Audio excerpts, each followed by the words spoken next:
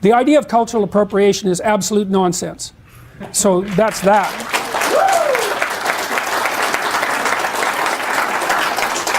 There's no difference between cultural appropriation and learning from one another. They're the same thing. Now that doesn't mean that doesn't mean that there's no theft between people. There is.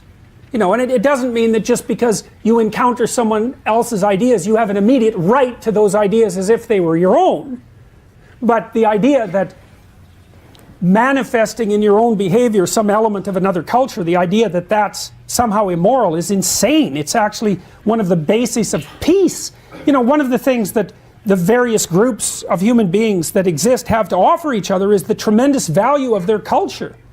You know, it's been really interesting to me, for example, to watch the response of everyone, but for this argument, for young Caucasian males to hip-hop.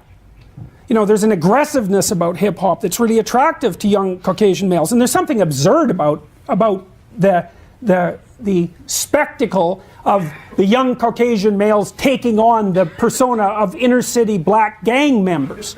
You know, but I'm sympathetic to it because there's an aggressiveness to that art form that's a necessary corrective to the insistence that the highest moral virtue for a modern man is harmlessness, which is absurd.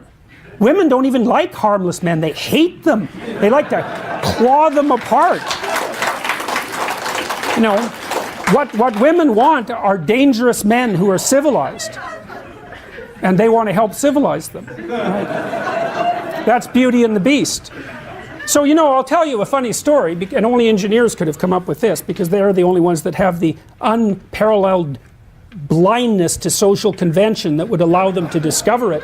So the Google engineers, I like engineers by the way, because they're very straightforward. The Google engineers wrote a book a while back called A Billion Wiccan Thoughts, which was a study of internet searches, billions of them, literally. And they were looking a lot at pornography use. And well, there's lots known about male pornography use, partly, and it's easy to understand. I mean, males are, you know, pretty visually oriented, and what attracts them to pornography is fairly straightforward.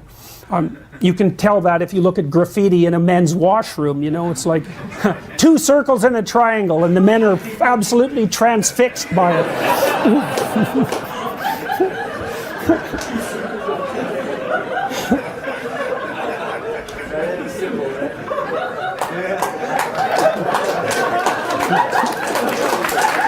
So, for women, the story is more complex. They use pornography too, but it tends to be literary, because women tend to like words more than they like visual stimuli. And so the Google guys tried to track down the archetypal structure of, well, they didn't use those words, of female pornography use. And so some of you know, how many of you know what a Harlequin romance is? Okay, good. So those are archetypal stories, right? That's the taming of the wild man, essentially, by the desirable and virginal woman. And if you think women don't want that, then you better bloody well come up with an explanation for 50 Shades of Grey, right? Which is the most rapid-selling novel in human history, and emerged at exactly the same time that all of this noise about the absence of gender roles is being produced, you know, en masse. It's like perfect female fantasy. It's exactly archetypally correct. It's Beauty and the Beast.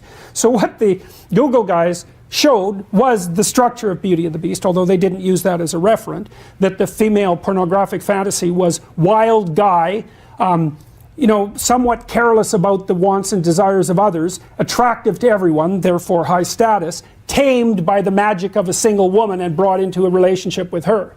Okay, so, but here's the comical part. This just made me laugh, man. It was like, what were the 5 categories of most desirable male entity used most broadly in female pornography?